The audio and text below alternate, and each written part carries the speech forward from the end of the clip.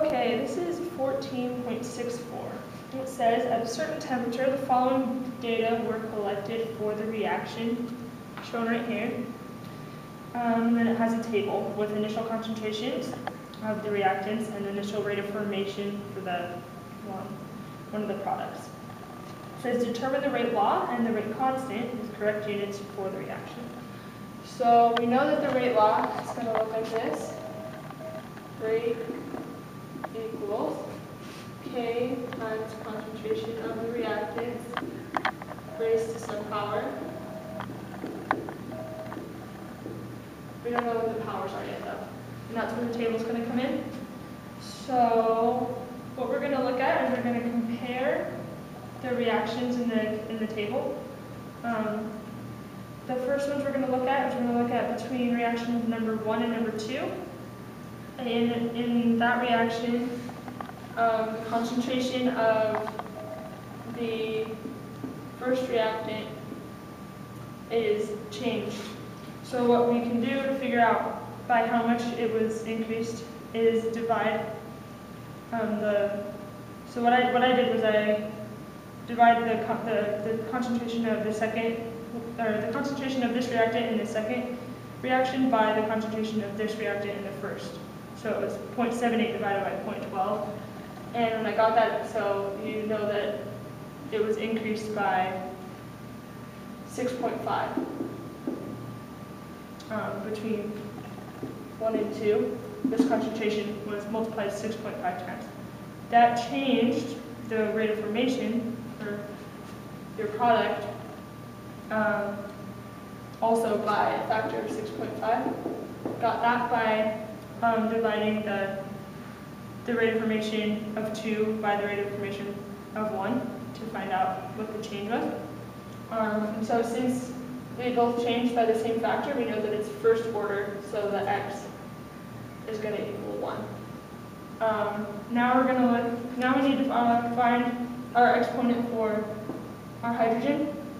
So we need to look at two reactions where the concentration of the first reactant is held the same, but the concentration here changes, so that we know that that's the change that's causing the formation change.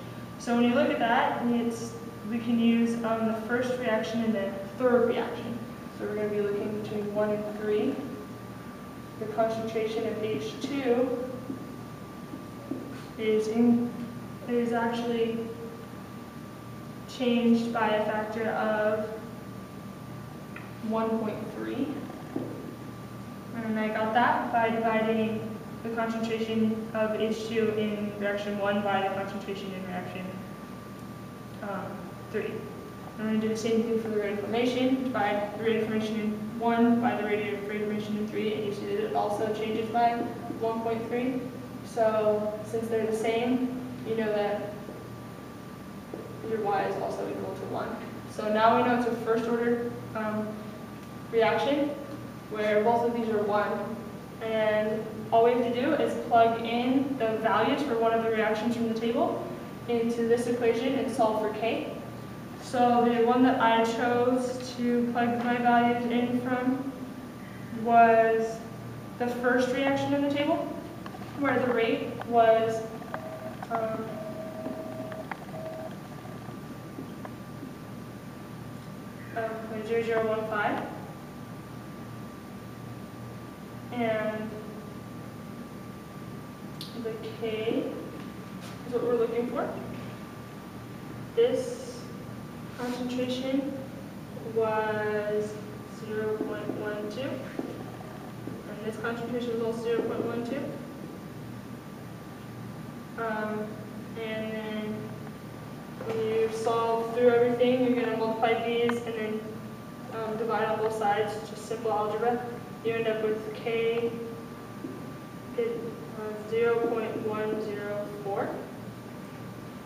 And if you want to keep with your sig figs, that can be written 1.04 times 10 to the negative 1.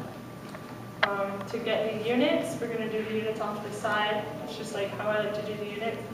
You're going to do over here, it's moles per liter times moles per liter. And over here we had the units for K, the units for our rate of formation is moles per liter per second. Like that.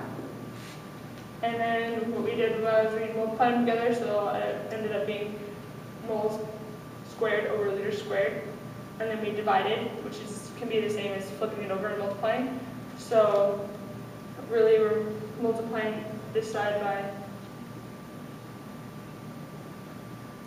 and also this side.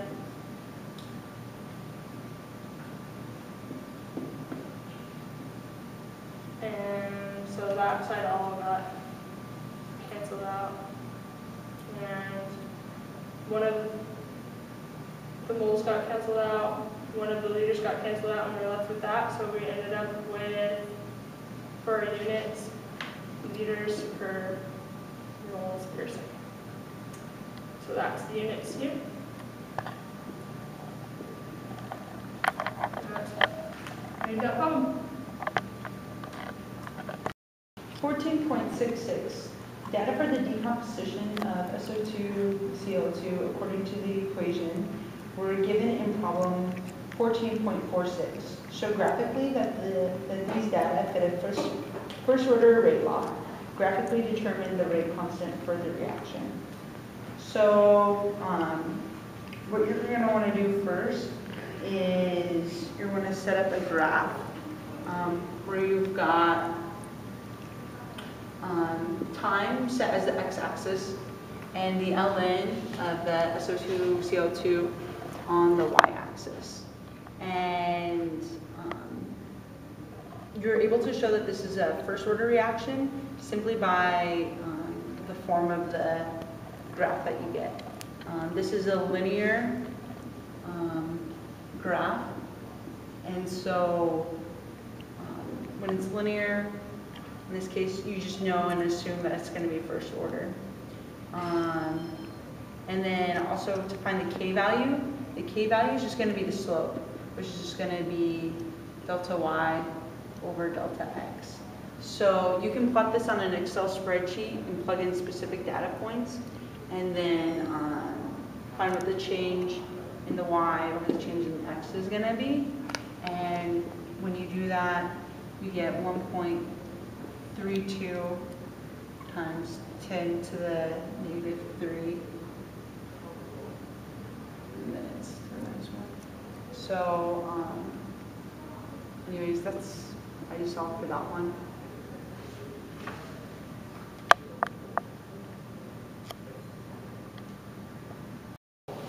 Okay, this is number 14.68. It says the decomposition of SO2-CO2 described in problem 14.46 has a first order rate constant K equals 2.2 times 10 to the negative 5 per second at 320 degrees Celsius. If the initial concentration in a container is 0.004 molarity, what will its concentration be after 1 hour and after 1 day? So, for this problem, we're going to use the equation found in the book. It's equation 14.5. Oh, sorry, this is 14.68. We're going to use equation 14.5 in the book. It is the natural log of your initial concentration. In this case, it's the initial concentration of SO2-CO2. Initial concentration over your concentration over the period of time, t, is equal to the rate constant k times t. So that's the equation we're going to use. You want your t to be in seconds. So first of all, we want to convert what they gave us in seconds. So they want us to know in 1 hour, which converted to seconds, 360, or 3,600, sorry. And they want to know also 1 day. So there's 24 hours in 1 day. And 3,600 seconds in 1 hour. So you get 6.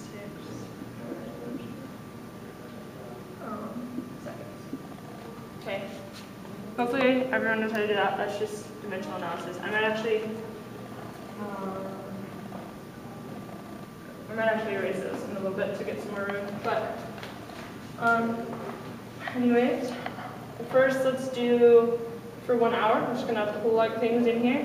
So we know that the initial concentration from the problem that they gave us was 0.004 molarity. We're solving for the concentration in 1 hour, and our K is 2.2 times 10 to the negative 5, as given in the equation, and our time is 3,600 seconds. Sorry, I'm running out of room. When we multiply this through,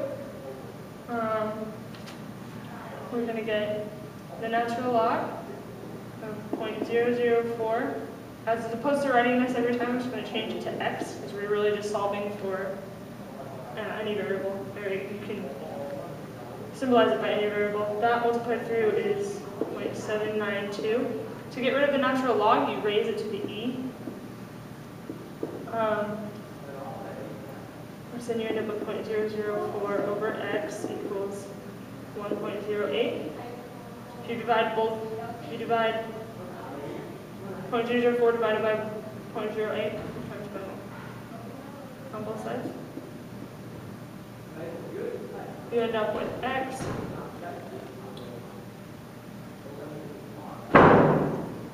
sorry, don't do that. But if you divide 0.004 by 1.08, you end up with x is 0.0037 molar, or if you're watching your sig figs, you want 3.7 times 10 to the negative 3 molar. So that's the concentration after 1 hour. They also want to know the concentration after 1 day. We're going to plug everything in the same, but we're going to change our t value. So it's going to be natural log 0.004 over, again, I'm just going to represent it by x for the sake of writing it out every time, times k, which is 2.2 times 10 to the negative 5th, t, 80, how many seconds? And we're going to do the same exact steps. We're going to multiply through, we're going to raise to the e to get rid of the natural log, and then we're going to solve for x using algebra. We're going to end up with x is 6.0 times 10 to the negative 4 molar.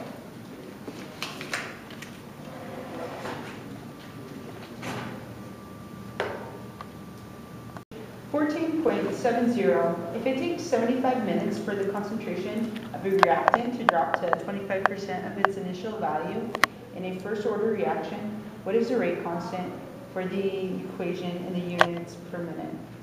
So for this right here, they tell us it's first order, so we know that we're going to use the integrated first order rate law, which is found on page 654.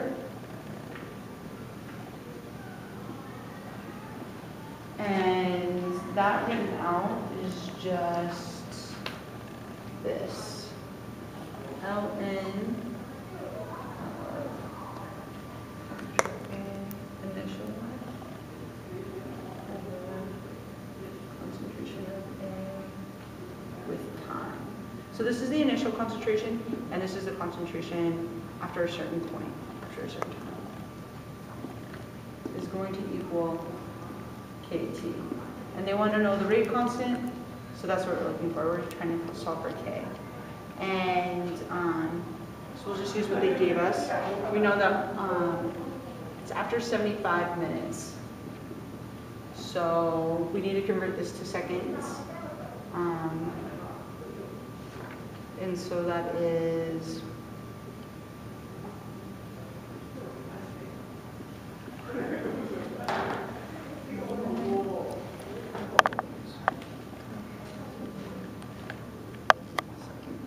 so we got that.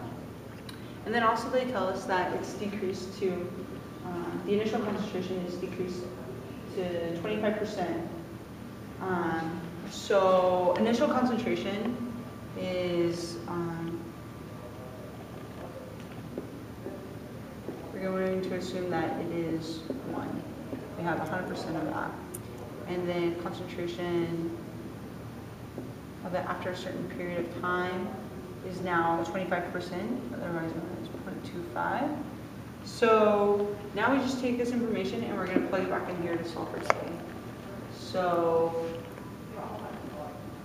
ln of 1 over 0.25 is equal to k over t, or k times t. We know that t is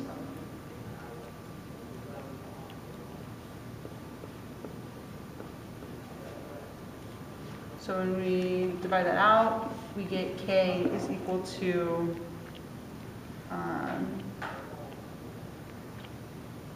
1.83 times 10 to the negative 2 minutes.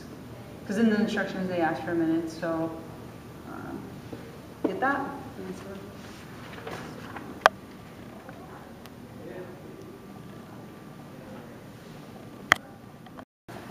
Okay, this is 14.72. It says the concentration of a drug in the body is often expressed in units of milligrams per kilogram of body weight. The initial dose of a drug in an animal was 25 milligrams per kilogram of body weight. After 2 hours, this concentration had dropped to 15 milligrams per kilogram of body weight. If the drug is eliminated metabolically by a first order process, what is the rate constant for the process in units of minutes per minute? Okay, so we're going to use that same equation we've been using. It's the natural log of our initial concentration. So I'm just going to put brackets. Initial concentration over concentration after time equals rate constant times time. So they asked for our time in minutes, and they told us it was 2 hours. So 2 hours is equal to 120 minutes. Hopefully everyone can just convert that in their head. They also gave us the final, or the initial and the final concentrations. So we just plug everything in, and then we solve for k. It's going to be really simple. It's going to be natural log of 25 milligrams per kilogram over 15 milligrams per kilogram equals k times our time, 120 minutes. And then we're just going to plug that into the calculator and divide by 120. So we end up with k equals 4.26 times 10 to the negative 3 per minute.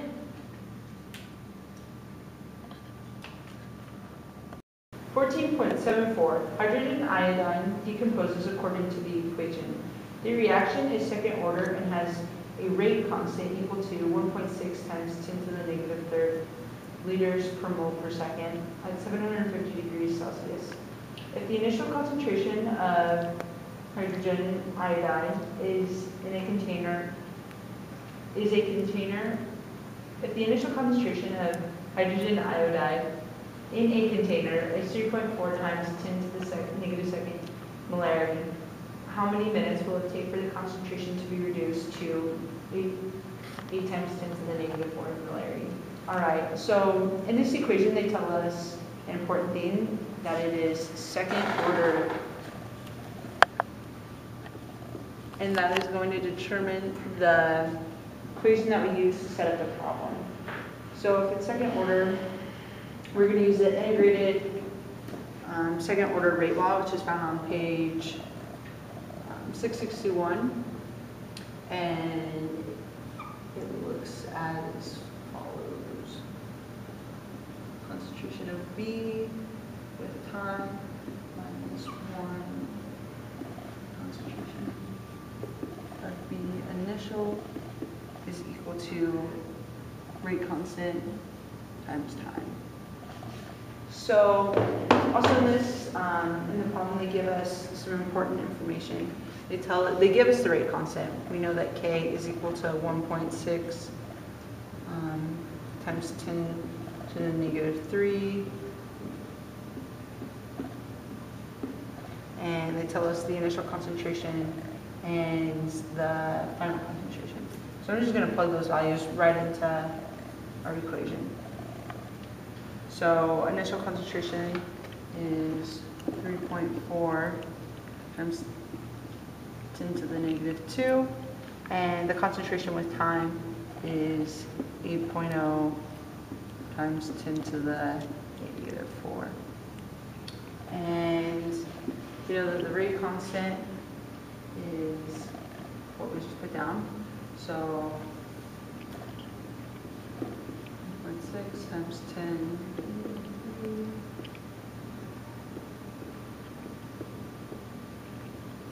times time. And so what they want to know is how long will this take? So that's what we're looking for, is T. And what you're going to do is just simple algebra. I'll just write it out for you guys. This is going to be 125 polarity minus 29.41 polarity.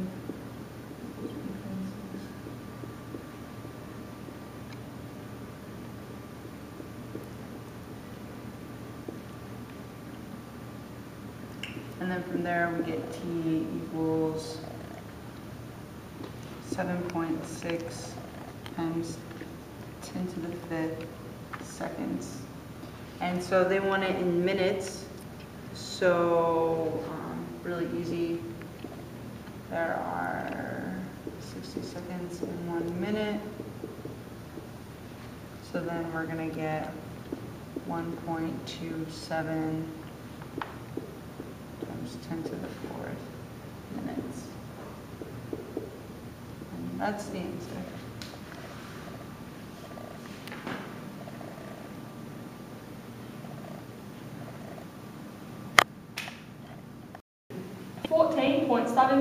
Using the information determined in problem 14.72, calculate what the initial dose of the drug must be in order for the drug concentration 3 hours afterward to be 5 milligrams per kilogram body weight. Okay, guys, we're going to use the same exact equation we've been using this whole time. It's the natural log of the initial concentration over the concentration after the period of time is equal to our K times the time. So it asks after 3 hours. Keep in mind that 3 hours is equal to 180 minutes. Since our K was in minutes, that's what we want to be using. We're going to use the K that we determined in 14.76. So hopefully we all got that right. Unfortunately, that's kind of how chemistry is. It builds on itself. So if you get one thing wrong, you end up getting a lot of it wrong. We're just going to plug everything in here. We end up with the natural log of the initial concentration, which is what we don't know, but we're trying to find, over 5 milligrams per kilogram, which is